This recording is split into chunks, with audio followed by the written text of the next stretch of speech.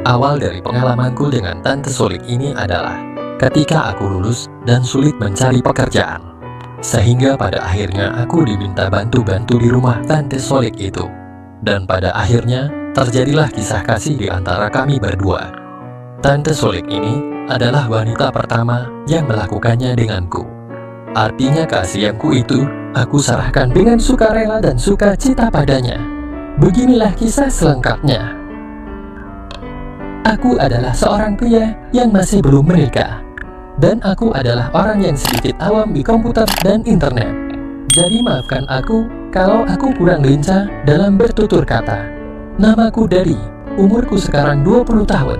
Aku tinggal di suatu daerah yang cukup terpencil, sehingga cukup sulit untuk mendapatkan pekerjaan kalau tidak berani merantau keluar kota. Baiklah, aku akan mulai bercerita. Jangan lupa like dan subscribe channel ini ya. Terima kasih telah bergabung. Inilah pengalaman pertamaku merasakan indahnya surga dunia dengan seorang wanita. Wanita yang telah memberikan pengalaman indah itu adalah tanteku sendiri. Kisah ini dimulai ketika aku masih berumur 20 tahun dan saat itu sedang menjadi pengangguran. Pada saat itu, aku masih tinggal di rumah orang tuaku di sebuah desa. Ketika Om Dito mendengar kalau aku sudah lulus dan belum bekerja, maka Om Dito pun menyuruhku ikut bantu-bantu di rumahnya yang ada di kota besar itu. Karena aku memang ingin sekali bisa bekerja dan mencari pengalaman di kota besar, akhirnya aku pun menyetujuinya. Pekerjaan apapun akan aku lakukan nantinya, yang penting bisa bekerja dan memperoleh pengalaman. Om Dito ini adalah sepupu jauh dari ayahku dan dia mempunyai seorang istri cantik yang bernama Soli dan aku panggil Tante Soli. Om Dito adalah seorang pengusaha dan punya usaha di beberapa kota, sehingga dia sering pergi keluar kota untuk mengurus bisnisnya itu. Om Dito sudah berumur sekitar 44 tahun. Orangnya cukup ganteng meskipun rambutnya sudah tidak selebat dulu. Sedangkan istrinya, yaitu Tante Solik, sudah berumur 37 tahun. Orangnya masih sangat menarik kalau menurut pandanganku. Rambutnya masih hitam dan panjang terawat, kulitnya putih.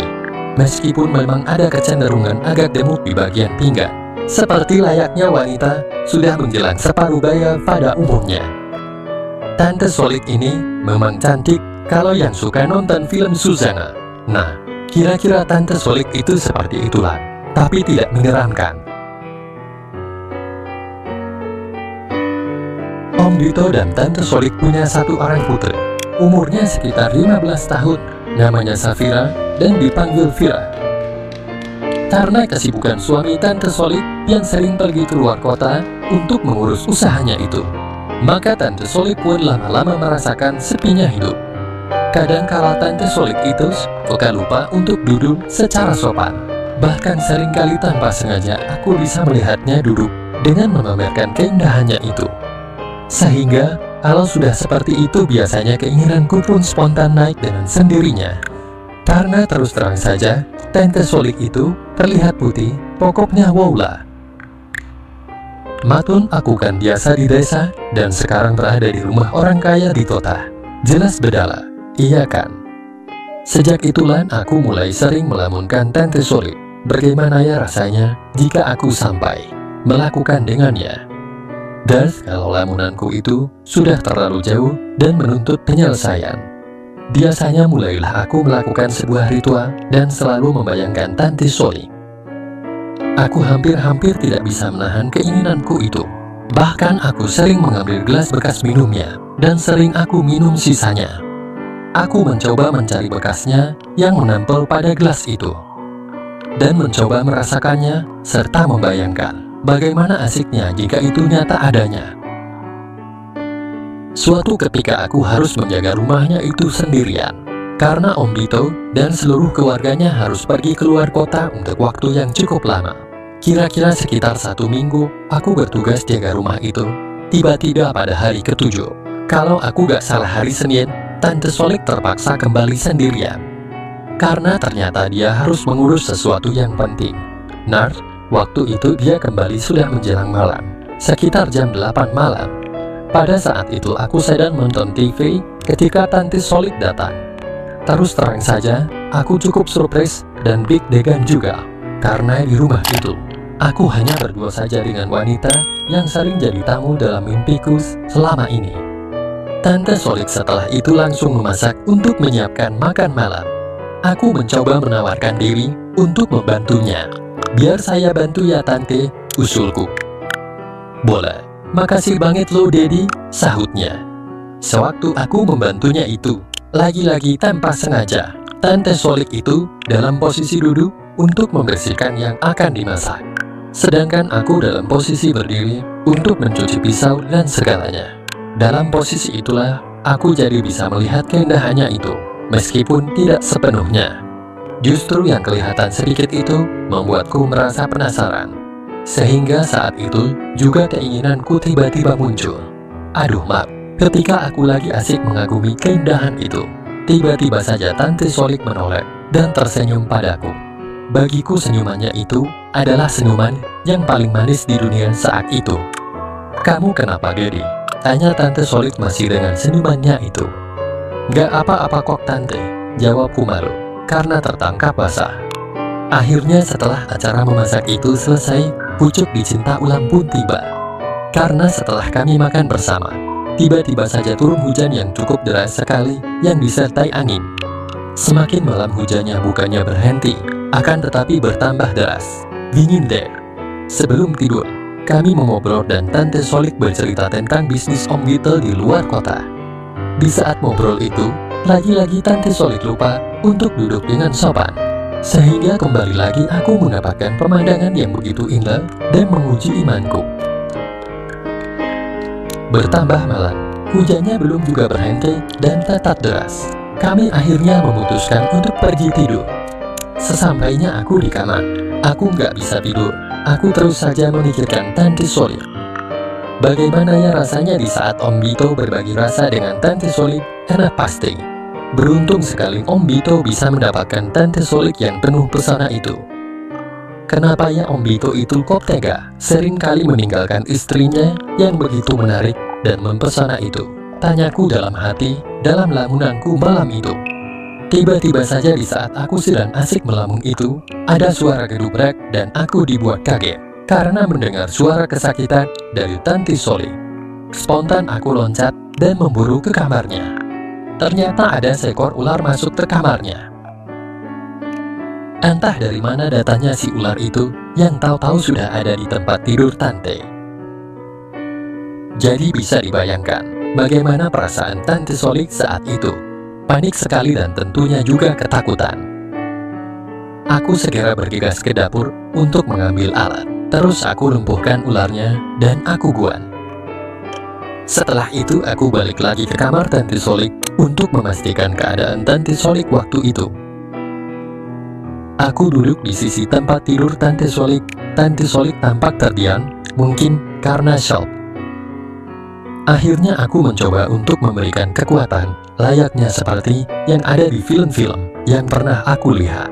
Perlahan aku pegang tangannya dan berkata, "Tante, sekarang sudah aman kok, ularnya sudah aku buat." Ucapku mencoba menenangkannya. Tapi tiba-tiba saja Tante Solid dengan begitu cepatnya menubruk padaku. Tentu saja aku kaget menerimanya. Dengan sedikit berdegup aku pun meraihnya. Aku benar-benar agak nervous saat itu.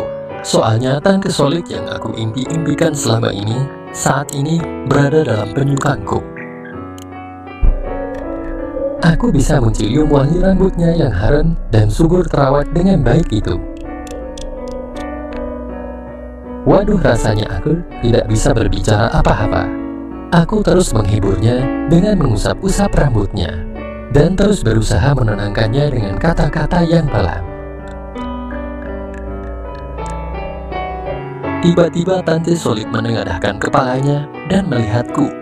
Di tengah remang-remang cahaya lampu kamarnya yang cuma 10 watt itu, aku bisa melihat matanya yang begitu sayang, mulut yang sedikit terbuka, nafasnya yang hangat dan harum menderu di wajahku.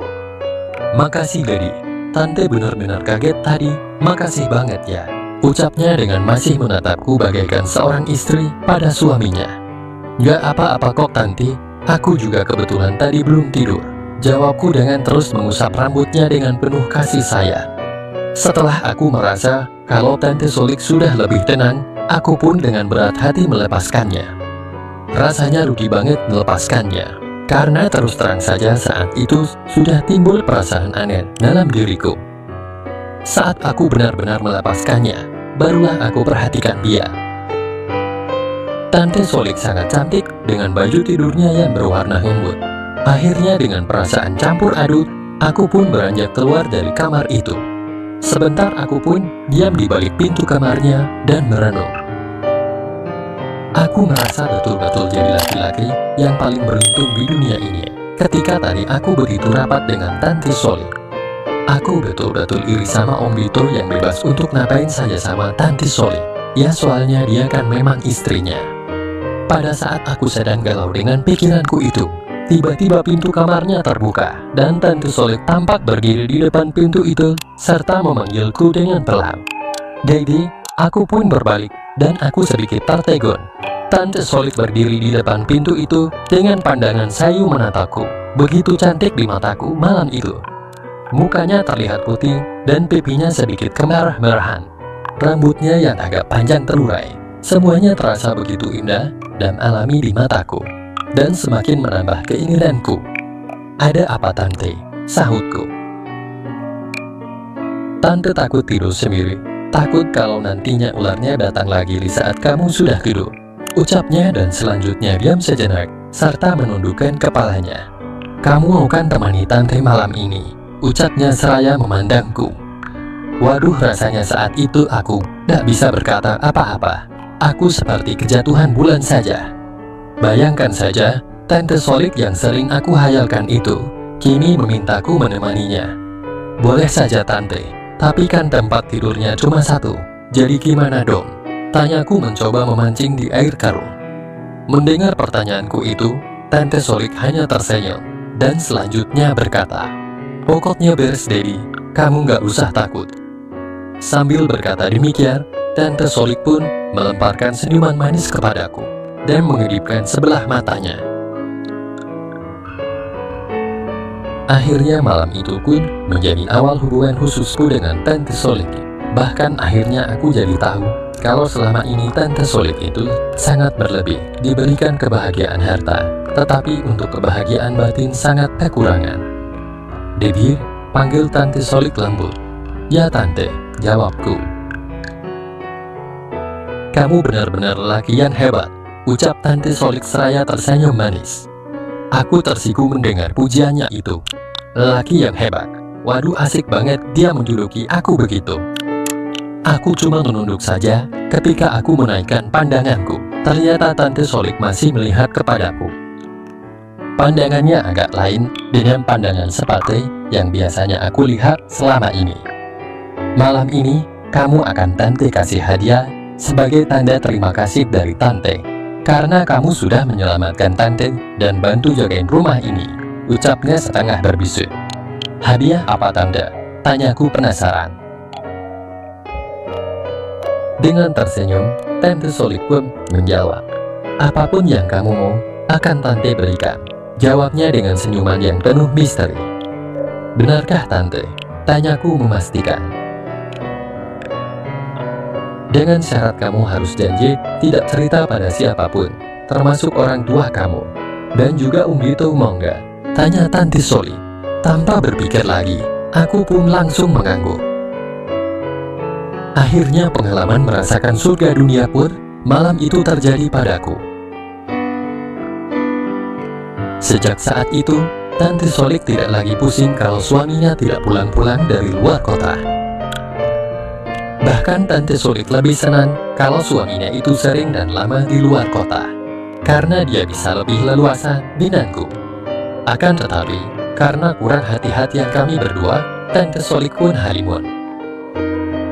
Untunglah Om Bito tidak curiga, karena setiap Om Bito itu ada di rumah. Tante Solik selalu minta jatahnya, sehingga Om Bito yakin kalau istrinya itu tidak pernah macam-macam di luaran. Memang tidak macam-macam di luaran, tetapi macam-macam di rumahnya sendiri denganku. Demikianlah kisah indah yang aku alami dengan Tante Solik yang sering ditinggal keluar kota Om Bito.